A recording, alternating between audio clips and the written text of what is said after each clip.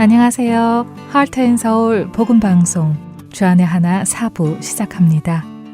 주안의 하나 4부는 크리스천 신앙서적을 함께 읽고 나누는 책 읽는 그리스도인과 은혜의 설교, 성경의 인물들과 사건을 만나는 바이블 드라마가 준비되어 있습니다. 먼저 책 읽는 그리스도인으로 이어집니다.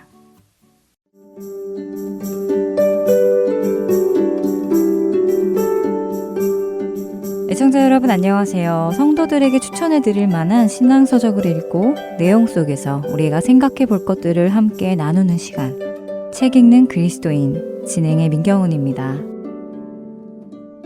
조정민 목사님이 쓰신 왜 예수인가 라는 책을 함께 보고 있습니다. 이제 새해를 지나 2월 중순으로 접어들고 있는데요.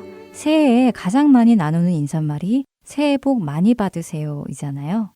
세상 사람들이 생각하는 복과 믿는 자들이 생각하는 복의 개념은 다릅니다. 세상 사람들이 여기는 복은 자신들이 형통한 것, 좋은 일만 가득한 것, 원하는 일들이 이루어지는 것 등이 복이지요. 그럼 성도들이 생각하는 복은 무엇인가요? 마태복음 5장에는 예수님께서 설교하신 8복이 있습니다. 심령이 가난하고 애통하고 온유하고 의에 줄이고 목마르고 긍휼하고 청결하고 화평하고 그리고 의를 위하여 박해를 받는 것이 복이라고 예수님은 가르치십니다. 이처럼 세상에서 말하는 복과 성경에서 말씀하시는 복의 의미는 다르지요. 고난 역시 마찬가지입니다. 세상에서 말하는 고난과 성경에서 말씀하시는 고난 역시 결코 같지 않은데요. 오늘은 왜 예수인가 라는 책 8강에 실려있는 고난이라는 주제에 대해 나누어 보려고 합니다. 여러분은 고난받는 것을 좋아하시나요? 아무리 믿음이 좋은 성도라고 할지라도 고난을 반겨하시는 분들은 많지 않을 것입니다. 하늘 아래 고난 없는 인생은 없지요. 더욱이 다양한 모양의 고난은 한두 번으로 끝나지 않고 계속해서 우리를 찾아옵니다. 때문에 우리 대부분은 고난을 피하고 싶어 합니다. 최대한 적게 경험하고 싶어 하지요. 왜 우리는 고난을 피하고 싶어 할까요? 조정민 목사님은 그 이유가 고난은 고통스럽기 때문이라고 간단하게 말씀하십니다. 고난이 고통스럽기 때문에 피하고 싶어 한다고 하시지요. 그러면서 본인이 겪었던 고통스러웠던 고난들 중 한 가지 에피소드를 이야기해 주십니다. 목사님은 예수님을 믿고 나서 잘된 게 하나도 없는 사람이라고 스스로를 소개하며 그 이야기를 시작하셨지요. 자신이 언론사에서 일을 할 때 촌지와 같은 따로 뒤에서 받는 돈이 많았다고 합니다. 그런데 예수님을 믿기로 하고 교회를 다니기 시작하면서 그런 촌지를 더 이상 받지 않으셨다고 하시네요. 그러자 돈이 부족하다고 느껴졌고 그 부족한 돈을 스스로 메꾸기 위해 주식을 시작하셨다고 합니다. 처음 몇 번은 주식으로 큰 돈을 벌기도 했기에 내가 촌지도 안 받고 바르게 살려고 하니까 하나님께서 이렇게 용돈까지 보너스로 주시는구나 라고 믿으며 그 돈으로 감사원금도 했다고 하시지요. 그 후에는 더 큰 욕심이 생겨서 좋은 종목에 많은 돈을 투자하기로 결정한 후 이렇게 기도했다고 하십니다. 하나님, 이번에는 올인하려고요. 올인해서 돈이 생기면 반은 하나님께 드릴게요. 하나님은 그 헌금을 북한 선교하는 데 사용하세요. 나머지 반은 제가 가족과 함께 쓰겠습니다. 이런 기도를 하며 그동안 모은 돈과 장모님의 돈까지 가져다가 어느 은행 주식에 투자를 하셨다고 합니다. 금요일에 투자를 했는데 그 다음 주 월요일 뉴스에 그 은행이 파산해서 사라졌다는 소식이 보도되었다고 하죠. 주식은 휴지 조각이 되었고 빚만 떠안게 된 목사님. 그때까지만 해도 하나님을 향한 원망이 가득했다고 하십니다. 자신이 돈을 벌면 반은 하나님께 드린다고 했는데 왜 이렇게까지 하시냐며 나만 잘 먹고 잘 살자고 주식한 게 아니지 않느냐며 원망을 하셨다고 했지요. 새벽마다 통곡 기도를 하며 난리를 쳤지만 9개월이 넘도록 침묵하셨다고 합니다. 시간이 흘러 어느 날 청와대에 출입하는 기자들 중 몇몇의 모든 계좌를 추적한다는 통보를 받게 되었다고 하죠. 그때 조정민 목사님도 포함되어 있었는데 목사님의 계좌를 아무리 뒤져도 빚밖에 없어서 문제없이 마무리가 되었다고 합니다. 만약 그때 자신이 주식에 성공해서 몇십억이 자신의 계좌에 있었다면 자신은 부패기자 1호가 되어서 언론인 생활도 끝나고 부패기자로 감옥에 가야 했을 것이라고 회고하십니다. 여러분은 목사님의 이야기를 들으시며 무슨 생각이 드셨나요? 저는 사실 목사님이 겪으신 일은 안타깝지만 애초에 스스로 잘못된 선택을 하셨고 거기에 대한 결과로 모든 것을 잃은 것이라는 생각이 들었습니다. 하나님께서 목사님을 고난에 밀어 넣으신 것이 아니라 목사님 본인이 잘못된 기도를 했고 잘못된 선택을 했기 때문에 그 선택에 대한 결과로 겪은 일이라는 생각이 들었죠. 그런데 이런 저의 판단이 사실 세상 사람들이 바라보는 고난에 대한 시선입니다. 본인이 잘못했으니 겪어야지, 할 수 없지, 시간이 지나면 해결되겠지 하는 것이 바로 세상 사람들이 생각하는 고난에 대한 시선입니다. 하지만 성도가 바라보는 고난의 시선은 다릅니다. 고난을 향한 성도와 세상 사람들의 시선 차이는 무엇일까요? 그것은 고난 이후에 오는 삶의 변화입니다. 조정민 목사님은 그 사건을 계기로 돈을 대하는 자신의 태도를 점검하게 되었다고 하십니다. 그때까지 본인 스스로를 돈에 묶인 자라고 생각하지 않았었는데 하루아침에 모든 돈을 잃어보니 하루 종일 돈을 묵상하고 있는 자신을 발견하며 돈이란 것이 자신을 쥐고 흔들 수 있는 존재인지를 알게 되었다고 고백하셨지요. 또한 자신이 고통 속에서 왜 이런 시련이 닥친 걸까 하며 괴로워하고 있는 동안에 하나님께서는 차근차근 자신을 다듬어가고 계셨고 목사님은 고통의 터널을 빠져나오며 그 고난이 이해되기 시작했고 그제서야 돈에 대한 욕심을 내려놓을 수 있었다고 하십니다. 하나님은 모두를 잃게 하셔서 죄의 뿌리가 탐욕에 있음을 알게 하시고는 그 탐심을 내려놓는 훈련을 시키셨다고 하시죠. 이렇게 자신이 무슨 죄에 붙들려 살고 있었는지를 알고 그 자신의 죄에서 한 걸음 더 멀어지는 변화를 겪는 것이 성도와 세상 사람들의 차이겠지요. 하나님은 바로 이런 변화로 이끌어 가시기 위해 우리의 삶에 고난도 허락하십니다. 고난의 목적은 우리로 인내를 만들어 온전하고 구비된 성도로 만들어가는 것에 있다고 야고보서 1장 3절과 4절은 말씀하시지요.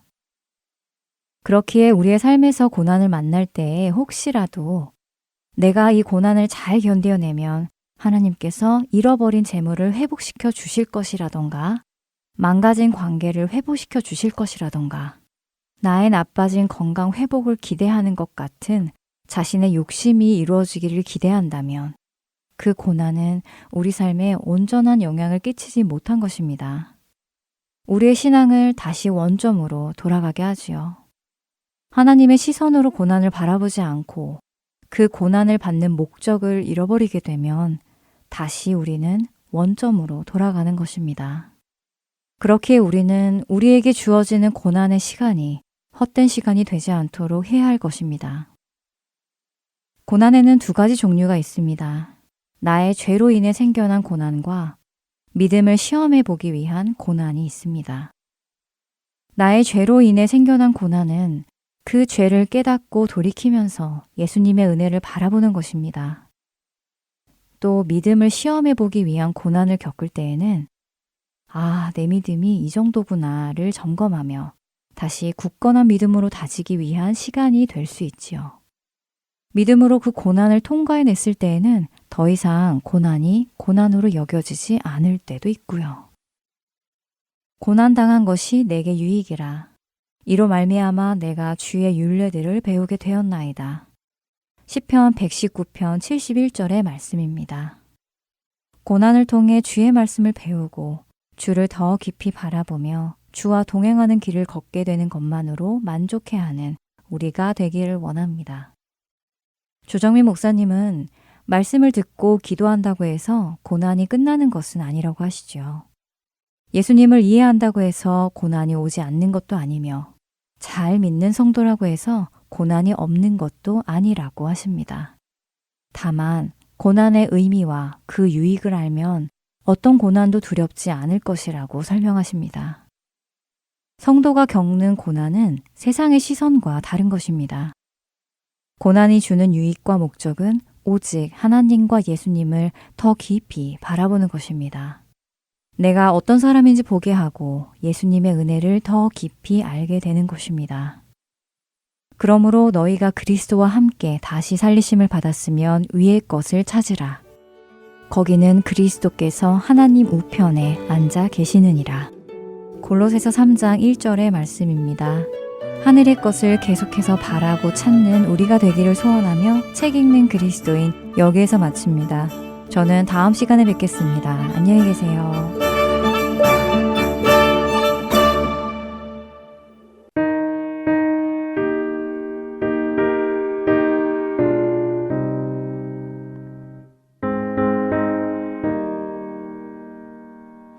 신자 되기 원합니다. 진심으로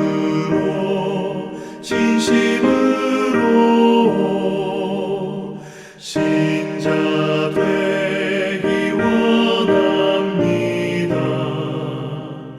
진심으로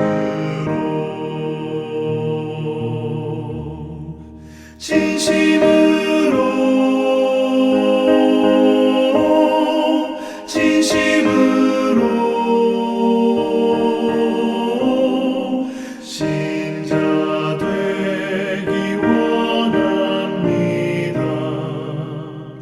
진심으로 사랑하기 원합니다. 진심으로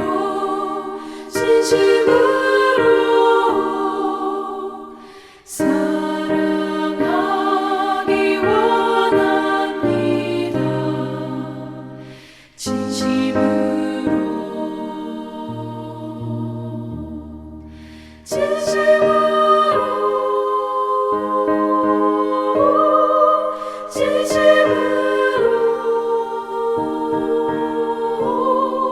사랑하기 원합니다.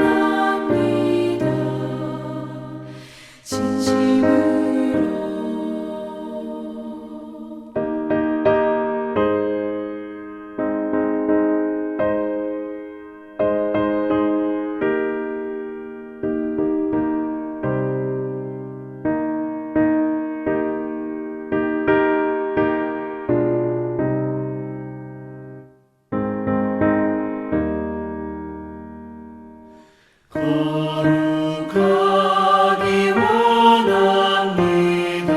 진심으로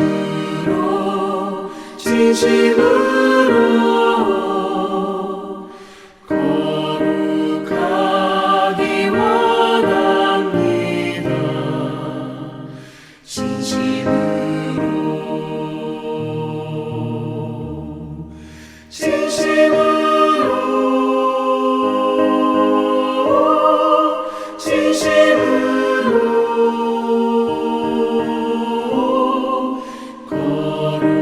거룩하기 원합니다. 진심으로 예수 닮기 원합니다.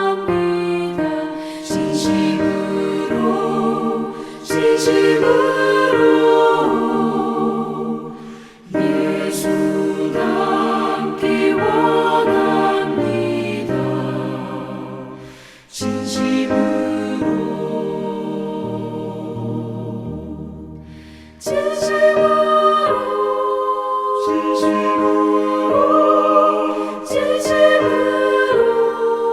진심으로 예수 닮기 원합니다.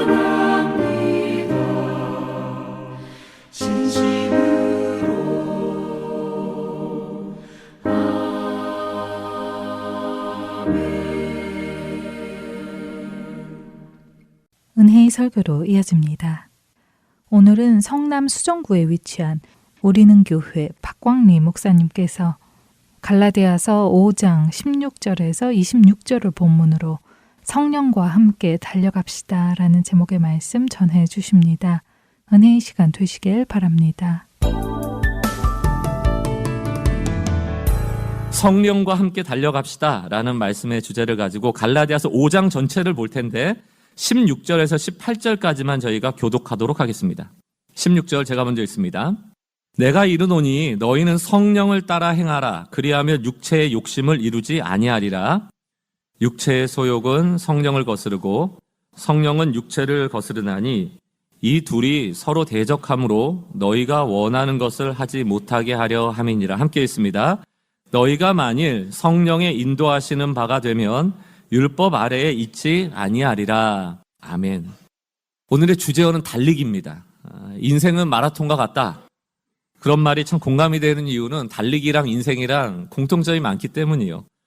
특히 인생도 또 달리기도 또 신앙도 매우 중요한 하나의 공통점인데 그게 정도를 가야 돼요. 코스를 따라가야 된다는 얘기입니다. 내가 열심히 마라톤을 42.195km를 달리는데 목표 지점, 다시 말하면 목표 지점을 향하는 코스대로 가지 않고 엉뚱한 대로 열심히 달리면 상을 못 받죠. 종착지에 이르지 못합니다. 인생도 정도로 걷지 않으면 패가망신하게 되고요.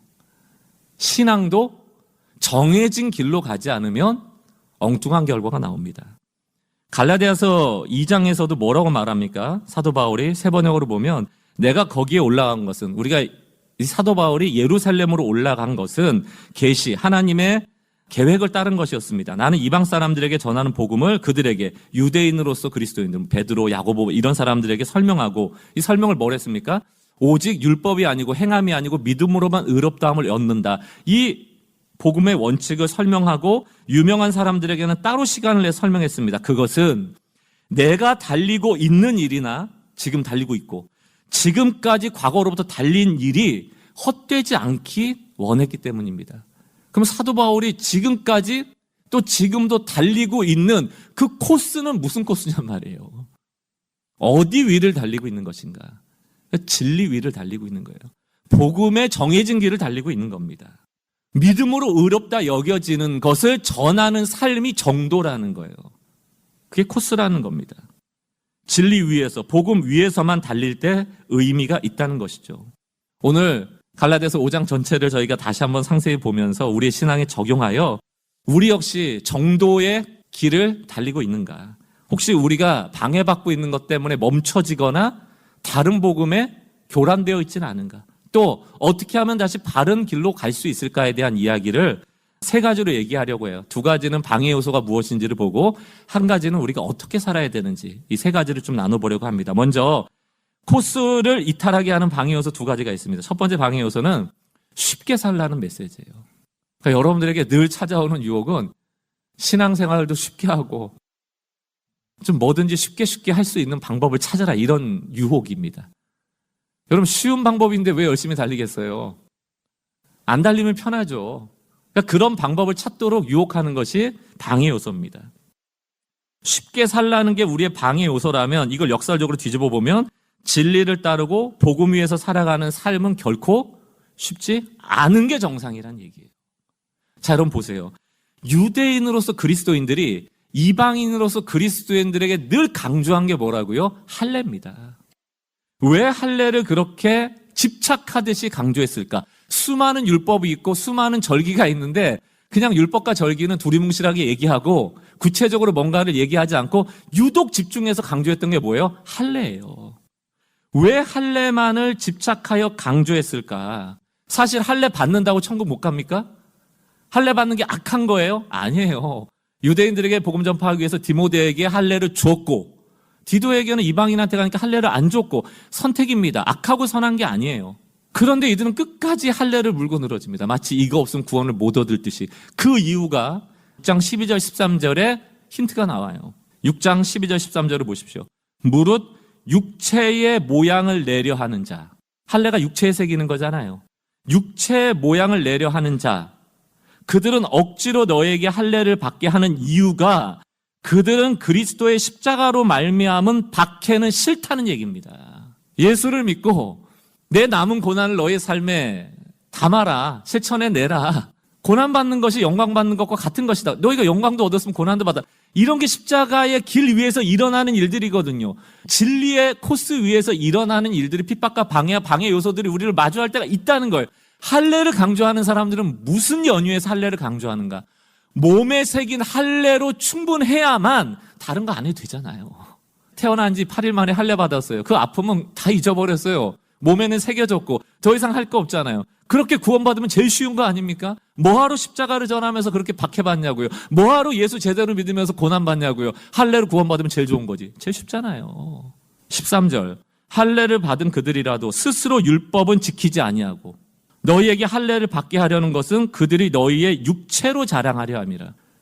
그러니까 이 사람들은 율법을 지켜야 안 지켜요. 지금 사실은.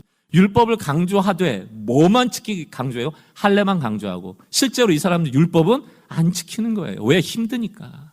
십자가의 고난 안 받고 구원받는 법. 율법을 안 지키고 구원받는 법. 여러분, 신앙에 달리기에서 닥쳐오는 어려움이나 힘겨움 싫고 또 수많은 율법 지키는 것도 싫고 예수 믿을 때 찾아오는 고난도 싫고 신앙의 과정 다 생략하고 다가오는 비바람 다 안 맞고 온실 속에서 쉽게 구원받는 거, 그게 할례예요. 사랑하는 성도 여러분, 분명하게 하셔야 됩니다. 쉬운 신앙은 없다, 쉬운 진리는 없다, 쉬운 복음은 없다, 쉬운 구원도 없다. 이렇게 쉽게 할례 한 번으로 구원에 이르기를 원하다 보니까 할례 강조하는 거야. 나한테는 있고 너한테는 없고. 우리도 이런 게 많습니다. 우리의 종교 활동 중에 남은 못하고 나만 하는 것만 유독 강조해요. 그것만 강조해요. 왜? 그것만 내가 할 수 있으니까. 사도 바울은 그게 아니란 얘기를 하는 겁니다. 갈라디아서 5장 11절을 공동번역으로 보세요. 형제 여러분, 만일 내가 여전히 할례의 필요성을 주장하고 있다면 왜 내가 지금까지 박해를 받겠습니까? 사도 바울은 할례 받은 사람이에요. 만약에 할례로 충분하다면 아이 그게 좋지. 내가 뭐하러 십자가의 고난을 내 몸에 지면서 이 박해를 지금까지 받게 있겠느냐. 할례로 안 되니까 내가 그 얘기를 하고 있는 건 아니냐. 누군들 박해를 피하고 싶지 않겠느냐. 내가 아직도 할례를 전하고 있다면 내가 전하는 십자가가 걸림돌이 되지는 않을 것입니다. 다시 말하면 할례가 맞아서 할례로 구원받을 수 있어를 전하는데 무슨 십자가의 어려움이나 박해가 나한테 있겠냔 말이에요. 그게 바로 이 갈라디아 사람들의 영적인 달리기를 멈추게 하는 방해 요소가 된 거예요. 할례 받으면 다 끝난데 할례만 있으면 된대. 그 얘기 들으니까 쏠깃하잖아요. 할례만 받으면 안전한 거니까. 달리기를 멈춰버리는 거죠. 그때 사도 바울이 갈라디아서 5장 14절 같이 읽어보겠습니다. 시작. 온 율법은 내 이웃 사랑하기를 내 자신같이 하라 하신 한 말씀에서 이루어졌나니. 무슨 얘기예요? 할례만으로 안 돼. 율법 지켜야 돼. 너 십자가에 고난도 싫고 율법도 안 지키고 싶고 그저 할례 하나로 그 육체의 자랑을 가지고 구원받으려고 하는데 그런 거 없어. 율법 실천해야 돼. 이때 예수님이 말한 이웃이 누구예요? 유대인들끼리 잘 지내는 거예요? 아니 이방인도 내 이웃이고 원수까지 사랑하라는 건 아닙니까? 유대인들이 제일 싫어하는 게 이방인 만나는 거거든. 할례 받았으니까 구원받고 싶은 거예요. 그러나 예수님 분명히 얘기하죠. 내 이웃을 사랑하라. 하나님 사랑하라. 제가 오래전에 들었던 얘기입니다. 교회 많은 교회가 그러진 않겠죠. 그분이 너무 답답한지 저한테 하소연하듯 얘기하더라고요. 저희 교회에 권사님 한 분이 계시다는 거예요. 새벽 기도에 빠지는 적이 없대요. 비가 오나 눈이 오나 그냥 새벽 기도는 늘 하신대요. 근데 교회 문제는 다 거기로부터 나와요. 권사님이 말이 얼마나 험하고 말 전하기를 좋아하고 사람 비판하고 욕하는지 욕할 만하죠. 매일 새벽 기도 하니까. 만나는 사람은 새벽 기도 안 한 사람들이잖아요. 너 왜 새벽 기도 안 나? 너는 왜 안 나? 너 신앙 그 모양이야? 너 문제야. 너 이 사람 얘기 저 사람 얘기하고 욕하고 정죄하고 새벽 기도의 가중치를 100을 만들어 놓으니까 본인이 괜찮은 사람 돼버리는 거죠. 그리고 안 달리는 거예요. 더 이상. 멈춰버리는 겁니다. 자기가 잘하는 것은 과장하고 자기가 못하는 것은 축소하는 게 누구의 삶이에요? 자녀의 삶이 아니고 그게 바로 노예의 삶이다. 종의 삶이다. 우리의 달리기를 방해하는 것은 바로 쉬운 신앙으로 자꾸 가도록 유혹하는 거예요. 두 번째 방해 요소가 있는데 그게 뭐냐면 같은 맥락이지만 조금 다릅니다. 네 멋대로 살라는 거예요.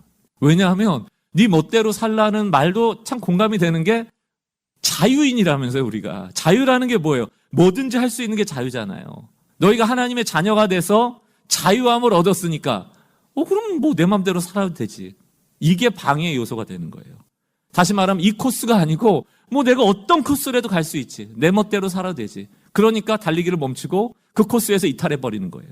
갈라디아서 5장 13절 보세요. 형제들아, 너희가 자유를 위하여 부르심을 입었으나, 자유를 위해서 부르심을 입었다는 것이 하나님이 너희를 하나님의 자녀 삼아 주셨으나, 그러나 그 자유로 육체의 기회를 삼지 말고 오직 사랑으로서 서로 종노릇하라. 육체의 기회를 삼는다는 것은 더 설명을 하겠지만 이런 얘기입니다. 죄 짓지 말라는 뜻인데, 단지 죄라는 게 뭐 거짓말하고 뭐 훔치고 이런 게 아니고, 너만 위해서 살지 말고 너를 편하게 하는 자유, 남을 짓밟는 자유, 남에게 폭력을 행하는 자유, 남을 못되게 하는 자유, 남에게 피해주는 자유, 그게 아니고 서로 짐을 지는 사랑의 자유가 돼야 된다.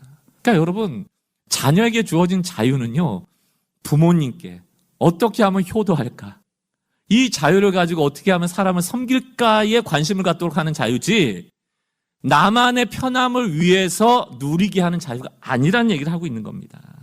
우린 다 자유가 있어요. 왜? 하나님의 자녀니까. 그러나 다른 사람을 사랑하는 일에는 안 쓰겠다는 거예요. 나만 사랑하겠다는 거예요. 이게 죄성의 핵심입니다. 자기중심성. 나만 보는 거. 할례나 방종, 두 가지 방해 요소의 둘 다 특징이 뭡니까? 육체의 욕심을 따라 자기 자신만을 보도록 한다. 이게 둘 다의 특징이에요. 다른 사람을 생각하지 않고, 다른 사람을 이해하지 않고, 다른 사람을 배려하지 않고, 다른 사람을 축복하지 않는 삶은 결코 복음을 가진 자의 삶이 될 수 없습니다. 왜? 예수님께서 우리에게 보여주신 복음은 다른 사람을 잘되게 하는 거예요. 십자가에서 예수가 죽고 십자가 안 진 우리가 살잖아요. 그분은 저주받고 우리는 복을 얻잖아요. 그든 죽고 우린 생명을 얻잖아요. 그게 복음의 방향성입니다. 분명해요. 복음은 방향성을 갖고 있어요. 남을 잘되게 하는 방향성을 갖고 있어요. 복음은 하강을 위대하게 보는 겁니다. 왜? 예수님이 하나님의 본체를 버렸고 인간의 몸을 입기 위해 낮아졌고 십자가를 지셨고 죽음까지 가셨거든요. 그게 복음의 방향성입니다. 그게 우리가 달려가는 달리기의 방향이에요. 그러나 할례나 자기를 자랑하며 방종하는 삶은 그 반대 방향으로 가도록 우리를 만들거든요. 유체를 따라서 제멋대로 사는 삶의 구체적인 예가 뭐냐? 갈라디아서 5장 19절 21절을 보십시오. 육체의 일은 분명하니 곧 음행, 더러운 것, 호색, 성적인 일에 관련된 거죠. 20절 우상 숭배와 주술, 종교적인 거죠. 원수 맺는 것과 분쟁과 시기와 분냄과 당짓는 것과 분열함과 이단, 관계적인 거죠. 21절 투기와 술 취함과 방탕함, 문화적인 거죠. 또 그와 같은 것 기타 등등. 육체 욕심을 따르는 것들은 이것 말고도 너무너무 많다. 근데 다 뭡니까? 나를 위한 거예요. 다 나를 위한 거예요. 그리고 이런 나를 위한 방종 때문에 남은 다 잘못되는 겁니다. 피해보게 하는 거예요. 이게 육체의 일이에요. 나만 잘되고 남에게 피해주는 거. 사람에게만 피해주는 게 아니고요. 하나님께도 망신입니다. 하나님도 싫어하세요. 갈라디아서 5장 17절 육체의 소욕은, 네 육체의 욕심을 따라서 했던 수많은 육체의 일들 있잖아요. 그것은 성령을 거스른다 이렇게 돼 있어요. 성령 싫어한다는 얘기예요. 소욕이라는 단어를 조금 더 펼쳐서 해석을 하면 이거는 과도한 욕심이란 뜻입니다. 우리가 욕심, 죄 그러면 나쁜 짓 하는 걸 생각을 해요. 근데 여기서 과도한 욕심이라는 것은 적당한 선을 넘어가는 모든 것을 얘기를 해요. 적당하다는 것은 분수를 아는 겁니다. 주제를 아는 겁니다. 주제를 알고 분수를 알고 적당한 욕심이라는 것은 우리의 동기가 돼요. 에너지가 되고 삶의 어떤 활력이 되거든요. 그게 뭔가 살아갈 활력도 있고 동기가 있어서 살아가지, 아무것도 없으면 어떻게 살아갑니까? 그런데 적당한 것을 넘어가면 다 죄가 됩니다. 과도한 욕심을 우리가 소욕이라고 하고 그것이 죄의 근원이 되는데, 예를 들면 이런 겁니다. 선악과. 아담과 하와가 선악과 따먹을 때 하나님께 나쁜 짓 하려고 한 게 아니에요. 하나님께 나쁜 짓 한다고 생각 안 해요. 아담과 하와에게는 간절한 바람이 있었어요. 에덴 동산을 잘 다스리고 싶은 거예요. 하나님 주셨으니까. 잘 다스리고 싶은데 안 되죠. 왜냐면 우린 유한하니까. 잘하고 싶은데. 그러니까 뭘 구해요? 하나님과 같이 지혜로워지길 구하게 되는 거예요. 지혜롭게 할 만큼 탐스러운 그 열매를 따먹고 하나님과 같이 되어지길 바란 겁니다. 그러면 하나님과 같이 돼서 막 덤비고 막 대들고 이러려고요? 아니, 잘 다스리고 싶었어. 좋은 목적이에요. 그러나 목적이 좋았을지 몰라도 과도한 욕심인 거죠. 하나님처럼 돼야겠다. 여러분, 에덴 동산 잘 못 다스려도 돼요. 우린 유한한 인간이고 부족하니까, 하나님만큼 지혜가 없으니까. 그럼 에덴 동산을 잘 다스리기 위해서 뭐 하면 됩니까? 하나님을 구해야죠. 하나님께 물어야죠. 하나님께 의지해야죠. 여러분, 우리의 기도에도 육체의 소욕을 따라하는 기도가 많다. 여러분, 하나님의 뜻을 그렇게 알고 싶다면서요. 하나님의 지혜를 갖고 싶다면서요. 하나님이 가진 생각을 다 알고 싶은 거 아니에요? 왜? 답답하니까. 여러분들이 하나님의 뜻과 계획을 다 알면 하나님 의지할까요? 그때부터는 독립이에요. 그게 죄예요. 그게 욕심이에요. 우리가 어떻게 하나님처럼 됩니까? 우리가 바라는 모든 것은 다 좋은 거라니까. 여러분의 기도의 제목이 다 좋은 거라니까요. 우리는 하나님한테 나쁜 짓 하고 싶은 생각이 없어요. 그런데 그 좋은 것을 필요 정도로 얻으려 하는 게 아니고 과하게 얻으려고 하죠. 더 많은 돈을, 더 많은 권력을, 더 많은 명예를. 과해지면 죄가 되는 거예요. 구약시대에 우상숭배를 왜 합니까? 그들은 하나님께 죄 지으려고 우상숭배를 한 적이 없어요. 하나님이라 여기며 죄 지은 거예요. 왜? 잘하고 싶었거든. 농사도 잘 짓고 싶었고, 가정도 잘 다스리고 싶었고, 전쟁도 승리하고 싶었고, 그래서 우상 만든 거예요. 이해가 되세요, 여러분? 제멋대로 한다는 것은 결국 과도한 욕심을 부려서 결국 내 인생에, 내 결정에 내가 주인 되겠다는 겁니다. 대놓고 안 하죠. 대놓고 우리 나쁜 짓 안 해요. 그러나 과도한 욕심이 날마다 하나님의 자리를 탐하도록 만들고 있다. 사랑하는 성도 여러분, 두 가지 방해 요소가 있습니다. 달려갈 길을 막는 요소가, 첫 번째는 쉬운 신앙을 찾게 만들고요. 두 번째는 내가 주인 되려고 하는 거예요. 제멋대로 하는 거. 그럼 다른 복음을 받아들일 수밖에 없어요. 그러나 세 번째, 진리의 코스 위에서, 복음 위에서 달려가는 신앙이 되려면 성령을 따라가야 된다. 이게 사도 바울이 제안하는 제안입니다. 바르게 달려가기 위해서는 오직 성령을 따라 달려야 되는 거예요. 성령을 따라 달려야 돼요. 그 달리기의 길에는 쉬운 길이 없고 내 뜻을 주장해서는 안 된다. 성령께서 따라오라는 대로 가야 한다. 갈라디아서 5장 16절을 보십시오. 내가 이르노니 너희는 성령을 따라가며 행하라, 이 뜻 아닙니까? 그 뒤를 쫓아가라는 것 아닙니까? 그리하면 육체의 일들을 안 하게 될 거다. 17절, 육체의 소욕은 성령을 거스리고 성령은 육체를 거스리나니 이 둘은 우리 안에서 늘 전쟁이에요. 로마서 7장에도 얘기하잖아요. 내 마음은 원이로 돼.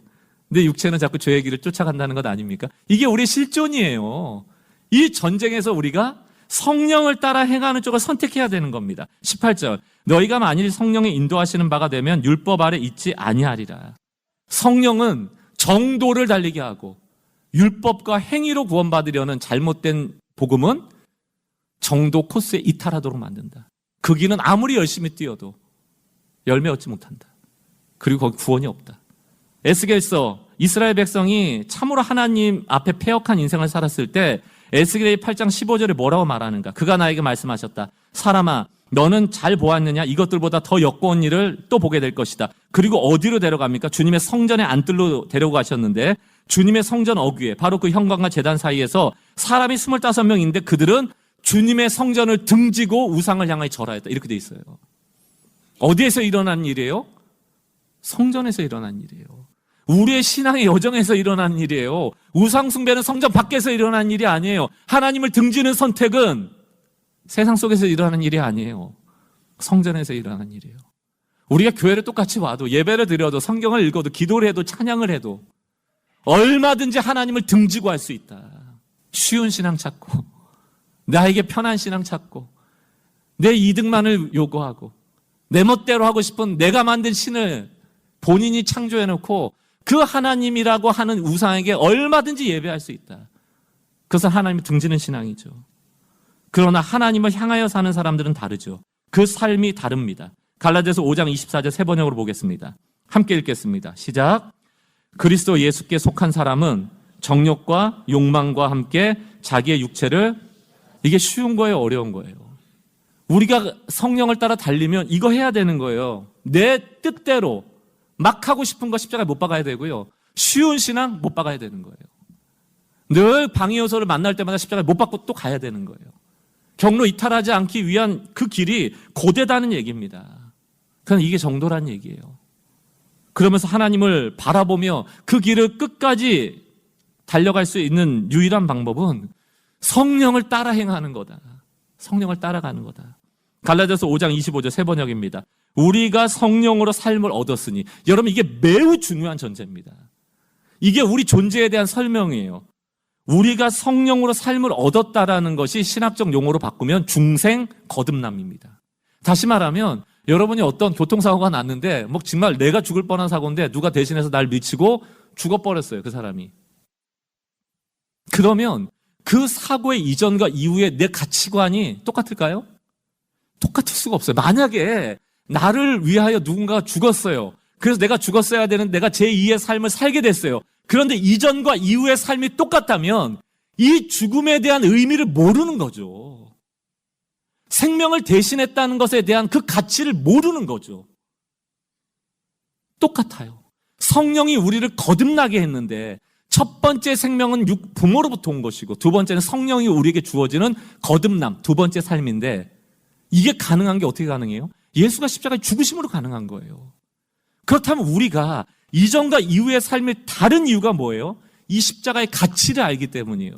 그러나 우리가 똑같은 삶을 산다면, 여전히 육체의 소욕을 쫓아 산다면 우리는 십자가를 모르는 거예요. 우리가 죽다 살아났다는 걸 모르는 거예요. 내가 주인이라고 여전히 생각하는 거예요. 아니에요. 이제 우리의 주인이 우리가 아니에요. 우리는 우리의 욕망과 소욕을 십자가에 못 박았습니다. 성령을 따라 살기로 결단한 거예요. 이전과 이후의 삶이 다른 거예요. 다시 보세요. 5장 25절. 우리가 성령으로 삶을 얻었으니, 두 번째 삶이 주어졌으니 우리는 우리를 살리신 그분을 따라가며 사는 것이 마땅하다는 얘기. 성령을 따라 행하라. 율법의 본체이고 율법의 제작자가 오셨는데 그분을 따라갈 방법을 생각하지 않고 그분께 묻고 그분께 관심 갖고 그분께 인정하고 그분께 들으면 되거든요. 근데 이게 쉬워요, 어려워요? 안 보이니까. 그럼 예를 들어서 어떤 문제가 생겼어요. 그거 해결할 만한 돈이 있어요. 그럼 해결하는 게 쉬워요? 기도하는 게 쉬워요? 빨리 해결해버리면 되는 거죠. 어떤 문제가 있어요. 이 문제 해결할 만한 사람이 떠올라요. 그럼 사람한테 전화하는 게 빨라요? 기도하는 게 빨라요? 전화하는 게 빠르죠. 이게 육체의 소욕이라는 얘기를 하는 겁니다. 그럼 성령을 따르는 삶은 머물러 있어야 되는 거예요. 달리기는 뭐라고 그랬습니까? 훈련하고 꾸준하게 가는 거잖아요. 멈추면 안 되는 거잖아요. 성령을 따라가는 삶도 성경 보는 겁니다. 성경을 그저 일독하기 위해서 보는 게 아니고 묵상하는 거예요. 그분이 그 말씀의 문자를 통하여 나에게 다가오는 것을 환영하는 거예요. 기도하는 거예요. 기다리는 거예요. 참아내는 거예요. 이게 싫은 거예요. 쉬운 신앙이 아니니까. 못하겠다는 거예요. 목사님 적어주세요. 1번, 2번, 3번 이것만 하시면 됩니다. 그럼 그것만 하면 성령을 따르는 거예요? 아니란 얘기예요. 사랑하는 성도 여러분, 성령을 만나고 보이지 않는 하나님을 만나고 창조자를 만나는 일이 어찌 쉽습니까? 시간과 노력과 애씀과 몸부림을 투자하셔야 되는 거예요. 성경을 안 보고 하나님을 어떻게 알고, 기도를 안 하고 어떻게 하나님을 봅니까? 불가능한 일이죠. 사랑하는 성도 여러분, 자꾸 율법의 종으로 돌아가지 마시고요. 성령께 관심을 좀 가지십시오. 성령을 인정하고 그분의 주도권을 인정해 드리십시오. 말씀과 기도 없이는 불가능하다. 이게 추상적인가요? 말씀 읽고 기도하는 게 추상적이에요? 그것도 안 하고 그럼 뭘 달라는 겁니까? 없어요. 없습니다. 말씀 열심히 보시고요. 성경 일독이 목적이 아니고 말씀을 사랑하여 보시고요. 메시지를 발견하기 위해서 보시고요. 기도로 하나님의 뜻을 발견하기 간절히 바라면 왜 안 알려주시냐고요. 성령의 열매라는 건 시간을 들여야 된다는 얘기입니다. 인내하고 고난을 통과해야만 열린다는 얘기예요. 씨 뿌려놓고 잎사귀 나고 줄기 자라고 꽃 피고 할 때 막 비바람이 치거든요. 꽃 떨어지면 열매 못 열리거든요. 다 참아내야 되는 거예요. 견뎌내야만 그 꽃이 지고 열매가 맺히는 거거든요. 그 시간 없이 어떻게 열매가 거둬집니까? 그러나 우리는 신앙생활하면서 늘 자기중심적이기 때문에 쉬운 신앙생활, 편리한 신앙생활, 내 마음대로 할 수 있는 신앙생활, 그런 신앙이 없다는 얘기예요. 사랑하는 성도 여러분, 성령께 관심을 갖고 성령을 따라 행하며 그 여정 가운데 여러분의 삶에, 우리의 삶에 성령의 열매가 거둬지길 바라요. 그 성령의 열매가 뭔가? 5장 22절 23절 같이 읽겠습니다. 시작. 오직 성령의 열매는 사랑과 희락과 화평과 오래 참음과 자비와 양성과 충성과 온유와 절제니 이 같은 것을 금지할 법이 없다. 오직 성령의 열매, 열매는 단수거든요. 그래서 많은 신학자들은 오직 성령의 열매는 사랑이다 이렇게 해석을 합니다. 그리고 사랑으로부터 나오는 인격과 품성, 그것들이 그 뒤에 나오는 8가지라고 얘기를 해요. 그리고 보면 그게 맞아요. 우리가 하나님을 사랑하고 누군가를 사랑하게 되잖아요. 그럼 희락, 기뻐요. 여러분 사랑하는 사람하고 만나는 게 기쁘죠. 그게 희락이래요. 사랑하기 때문에 기쁘대요. 화평. 사랑하기 때문에 내가 하나 되기를 원하는 거예요. 연합. 그때 화평이 일어납니다. 오래 참음이 뭐예요? 사랑하기 때문에 참아주는 거. 자비가 뭡니까? 사랑하기 때문에 친절한 거. 양선. 사랑하기 때문에 다른 사람의 유익을 구하는 거. 충성. 사랑하기 때문에 책임지는 거. 온유. 사랑하기 때문에 겸손한 거. 절제. 사랑하기 때문에 멈추는 거. 이게 성령의 열매예요. 사랑이라는 본질. 사랑의 영이신 성령을 따라가다 보니까 목적지에 도달할 뿐만이 아니고 그 모든 역경을 이겨낸 과정 속에서 내 본능을 십자가에 못 박는 그 과정 속에서 우리 가운데 성령이 드러나더란 얘기입니다. 성령의 품성이, 그분의 인격이, 신성이 우리를 통해 드러나더라는 거예요. 사랑하는 성도 여러분, 육체는요, 육체의 소욕을 따르는 것을 육체 열매라고 말하지 않아요. 육체 일이라고 말합니다. 왜? 우리가 죄 짓는 건 시간을 필요로 하질 않아요. 막 쌓아놓고 더 성숙된 다음에 죄를 져요? 아니에요. 분노 쏟을 때 여러분 뭐 생각 깊이 하고 분노 쏟습니까? 화나면 그냥 쏟아내잖아요. 시기 질투 그냥 바로바로 나오잖아요. 남 미워하는 거 바로바로 나오잖아요. 거짓말 바로바로 나오잖아요. 육체의 일은 시간을 요하지 않습니다. 바로바로 나와요. 그게 육체의 일이에요. 이벤트란 말이에요. 순간순간 튀어나오는 겁니다. 성령은 달라요. 성령의 열매는 시간의 축적이 필요합니다. 성령을 따라 행하며 얻어지는 열매예요. 2025년도 이걸 사모했으면 좋겠습니다. 할례 한 번 새기면 끝나는 것으로 어떻게 보면 신앙을 퉁치려고 하는 거죠. 율법 써 있는 대로만 하면 끝나는 거예요? 아니에요. 할례 받고도 하나님 사랑하지 않을 수 있고 율법 지키면서도 하나님 사랑하지 않을 수 있어요. 하나님 바라는 건 뭡니까? 나를 따라 옴을 통하여 너가 나를 사랑함을 보겠다는 얘기예요. 그러니까 우리의 모든 신앙의 활동들이 주를 사랑하고 주를 바라보며 가는 것이어야 됩니다. 이게 본질이에요. 이거 없으면 아무리 많은 활동해도 소용이 없다. 사랑하는 성도 여러분, 저는 한국교회를 보면서 참 안타까운 게 많습니다. 저는 청년의 시절에 완전히 은사적인 교회에서 신앙생활을 처음 시작했습니다. 예언하고 통변하고 방언하고 귀신 쫓고 치유하고 이런데 매우 중심에 있던 사람이에요. 청년의 때. 여러분 그러면 제가 청년 22, 23살이었을 텐데 제가 굉장히 성숙했기 때문에 그런 은사나 능력이 있었을까요? 아니에요. 여러분 한국교회가 굉장히 오해하는 게 성령의 은사나 능력은 내 성숙함과 무관합니다. 은사나 능력은 주어지는 거예요. 그냥 성령이. 그 사역을 위하여 혹은 복음 전파를 위하여 도드라지게 주는 거예요. 그런데 그런 걸 받은 사람들이 무슨 착각을 해요? 아, 내가 괜찮아서 이런 능력이 생겼구나. 내가 괜찮아서 내가 귀신을 쫓아내고 내가 괜찮아서 은사가 나오고 내가 괜찮아서 예언을 하고 내가 괜찮아서 능력이 드러나고 아니에요. 아니에요. 많은 은사자들이 많은 능력을 행한다 하는 사람들이 몰락하는 이유가 다 뭔지 아세요? 열매가 없기 때문이요. 그에게 신적인 성품이 보이지 않기 때문이요. 인격이 보이지 않기 때문이에요. 난폭하기 때문이에요. 무례하기 때문이에요. 복음이 보이지 않기 때문이에요. 그리고 육체의 소욕을 따라가다 실패하는 거거든요. 사랑하는 성도 여러분, 우리가 예수님 만날 때 뭘 가지고 가겠냐고요. 능력이나 은사는 하나님의 필요해서 우리 쓰시는 거고요. 열매는 우리가 맺어야 되는 거예요. 성령의 열매를 가지고 주님 만날 그날 성숙된 모습으로 만나 뵙기 원하는 게 마라나타 주 예수의 오시옵소서 우리가 바라고 꿈꾸는 신앙의 여정 아니에요? 우리가 신앙생활을 왜 합니까?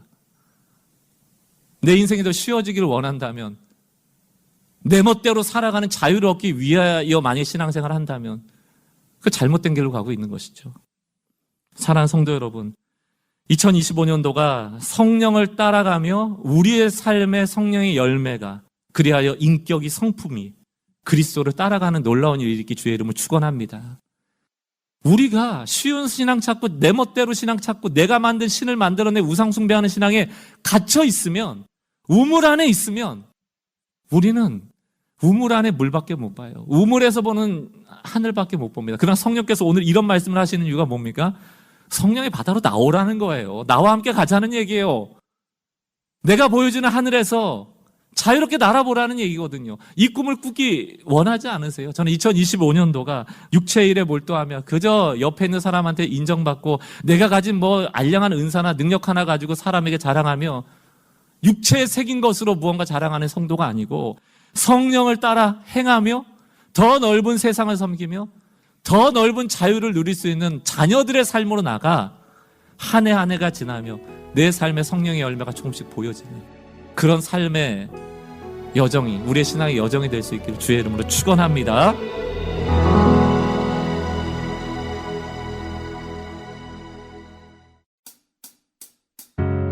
다시 숨을 고르고 거칠은 이 길을 달리기 고난도 실망도 나를 멈출 순 없네.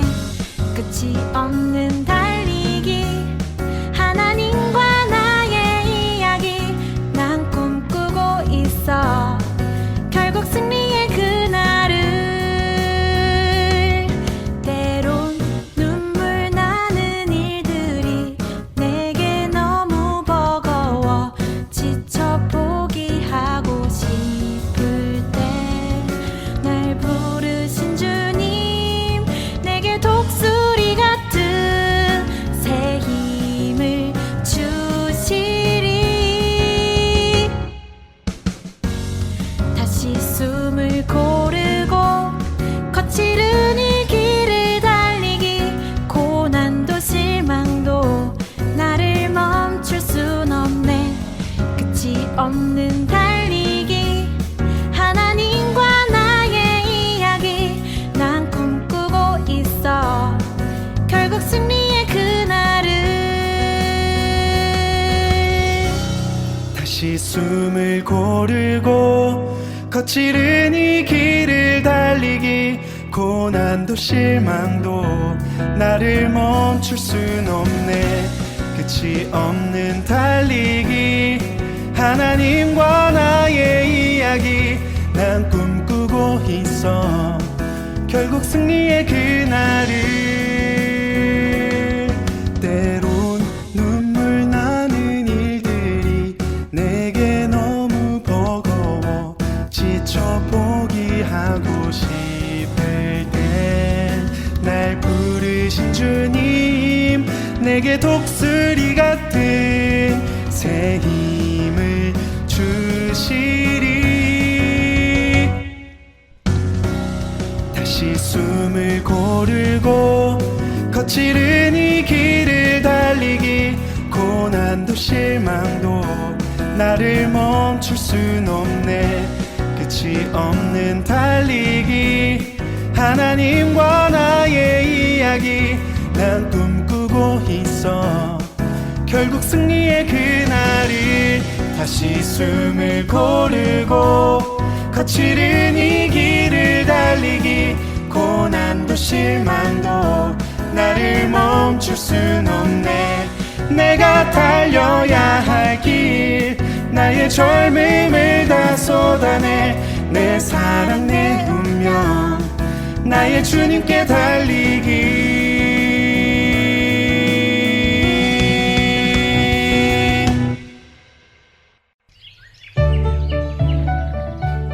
하트앤서울 복음방송을 팟캐스트로 듣는 법. 지금 여러분이 가지고 계시는 스마트폰은 두 가지 종류입니다. 아이폰과 안드로이드인데요. 안드로이드 폰을 가지고 계신가요? 플레이스토어에서 팟캐스트를 다운로드하여 설치하신 후 하트앤서울 가스펠 미니스트리를 영문으로 검색해 주세요. 참 쉽죠? 아이폰을 가지고 계신가요? 이것은 더욱 쉽습니다.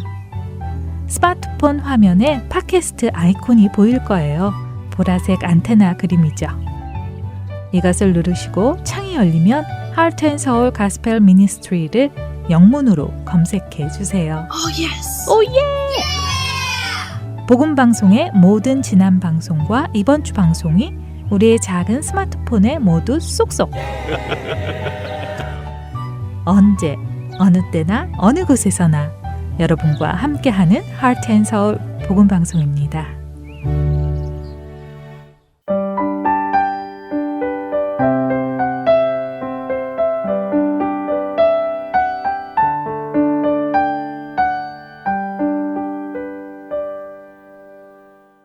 성경 속의 인물들과 사건을 만나는 바이블 드라마로 이어집니다.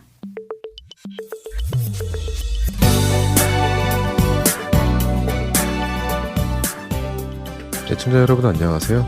바이블 드라마 열왕기편 진행의 박윤규입니다. 3년이 넘는 시간 동안 시돈의 사르밧에 있었던 엘리야는 하나님의 음성을 듣고 다시 북이스라엘로 돌아옵니다. 엘리야가 아합 왕에게 말했던 대로 북이스라엘은 그동안 비가 한 방울도 오지 않았지요. 이로 인해 북이스라엘 전역에 기근이 심하게 되었습니다. 아합 왕은 잔뜩 화가 나 있었지요. 그는 어떻게 해서든 이스라엘에서 물을 찾아 자신의 말과 노새들을 살리고자 했습니다. 그래서 그는 직접 신하들과 함께 물의 근원을 찾으러 나섰습니다. 아합의 신하 중에는 오바댜라는 신하도 있었습니다. 오바댜는 비록 아합의 신하이기는 했지만 그는 아합처럼 우상을 섬기는 자가 아니라 하나님을 섬기는 신실한 사람이었습니다. 아합의 아내 이세벨이 하나님의 선지자들을 모두 죽이려 했을 때 오바댜는 100명이나 되는 하나님의 선지자들을 굴에 숨겨주고 그들에게 빵과 물을 공급하며 생명을 지켜주는 의인이었죠.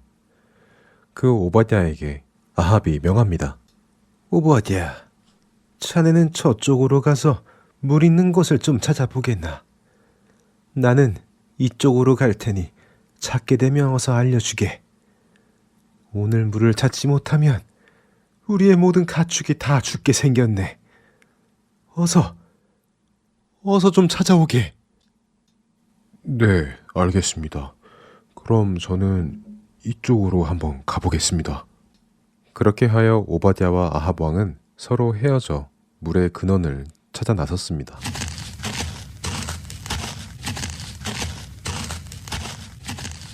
그런데 그렇게 홀로 물을 찾아 나선 오바댜 앞에 엘리야가 나타났습니다. 당신은 엘리야 선지자님 아니십니까? 그렇네. 내가 엘리야일세. 자네는 어서 가서 아합 왕에게 나 엘리야를 만났다고 전하도록 하게. 내가 여기서 기다릴 테니 엘리야가 여기 있다고 해주게나. 네? 아니, 그게 무슨 말씀이십니까? 아합 왕에게 가서 당신이 여기 계시다고 말을 하라니요. 안 됩니다. 아니, 제가 무슨 잘못을 했다고 저를 죽이시려 하십니까? 자네를 죽이려 한다니 그게 무슨 말인가? 그럴 일 없으니 어서 가서 아합 왕에게 말하게. 엘리야 선지자님, 아합 왕이 엘리야 선지자님을 찾아 온 나라를 뒤졌고 다른 나라들의 왕에게까지 사람을 보내 당신을 찾았습니다. 만일 다른 나라 왕이 그 나라에 엘리야 선지자가 계시지 않다고 말하면 그것이 사실이라는 맹세를 하게 할 정도였을지요. 그만큼 아합 왕은 엘리야 선지자님을 찾고 있습니다.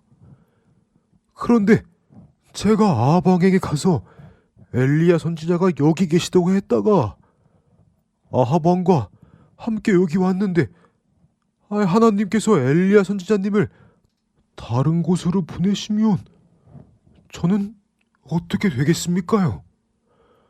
아합 왕의 손에 죽고 말 것입니다. 그러니 제발 그런 일을 하라고 하지 마십시오. 저는 어려서부터 여호와 하나님을 섬겨온 사람입니다. 모르십니까? 이세벨 여왕이 여호와의 선지자들을 다 죽이라고 했을 때 제가 100명이나 되는 선지자들을 몰래 굴에 피신시키고 살아남게 해드렸지 않습니까? 그러니 제발 그런 무서운 명령은 내리지 말아 주십시오. 내가 섬기는 만군의 여호와 하나님이 살아계심을 두고 맹세하노니 내가 오늘 아합 왕을 대면할 것이요. 그러니 걱정 말고 가서 아합에게 내가 여기 있다고 전하도록 하게. 이걸 어쩐다. 알겠습니다.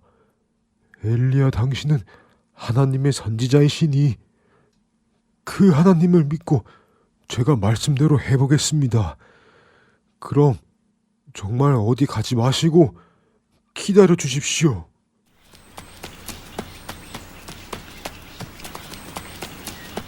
오바댜는 급히 오던 길을 돌아서 아합 왕이 간 쪽으로 뛰어갑니다.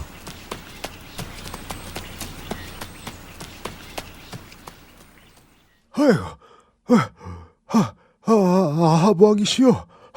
아이고. 오바댜, 그래, 물을 찾았는가? 어딘가? 물이 어디에 있는가? 아닙니다. 물을 찾은 것이 아니라 엘리야 선지자를 찾았습니다.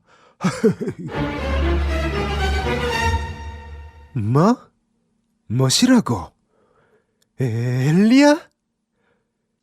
이 철천지 원수 같은 놈. 그래, 지금 그 놈이 어디에 있어? 네, 제가 왕과 헤어진 후에 저쪽으로 가는데 숲속에서 나타났습니다. 이놈, 그동안 이 숲속에 숨어있던 게로구만. 아합은 급히 엘리야가 있다고 한 쪽으로 달려갑니다.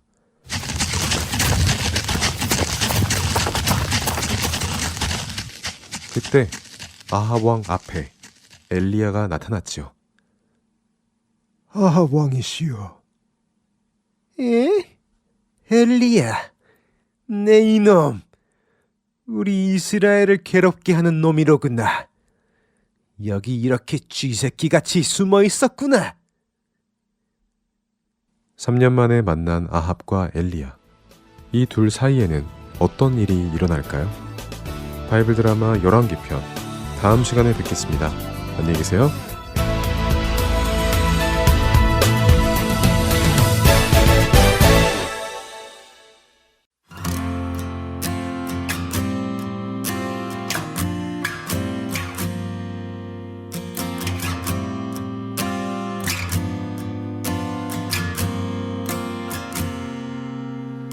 주 사랑이 나를 숨쉬게 해. 세상 그 어떤 어려움 속에도 주 은혜로 나를 돌보시며 세상 끝날까지 지켜주시네. 주 사랑이 나를 이끄시네. 내가 갈 수 없는 그곳으로 주의 사랑 나를 붙드시며 세상 끝날까지 인도하시네. 주님만이 내 아픔 아시며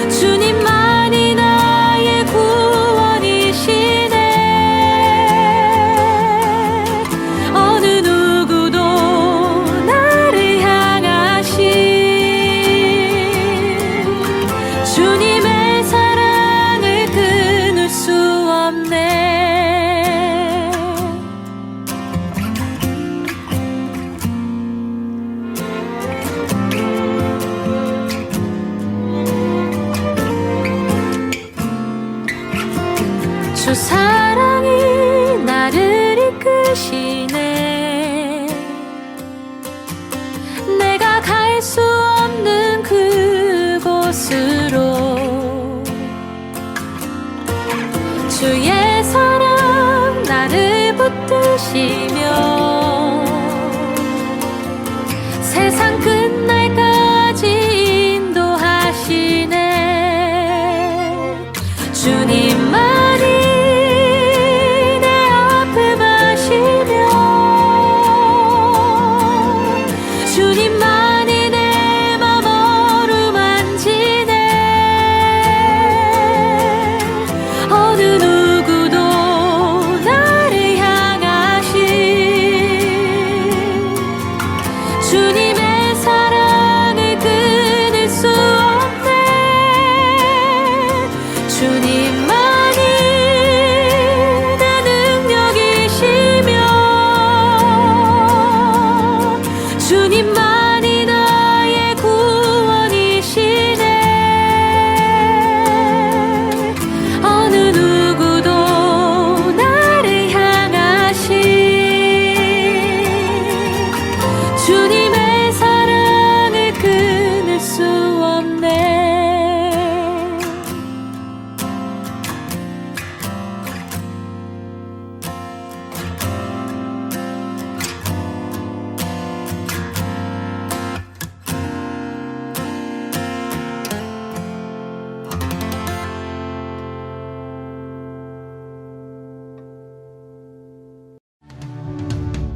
주안의 하나 4부 준비된 순서는 여기까지입니다. 한 주의 시작도 하루의 시작도 말씀이신 예수님과 함께하는 우리 모두가 되길 소원합니다. 다음 시간에 다시 찾아오겠습니다. 고맙습니다. 안녕히 계세요.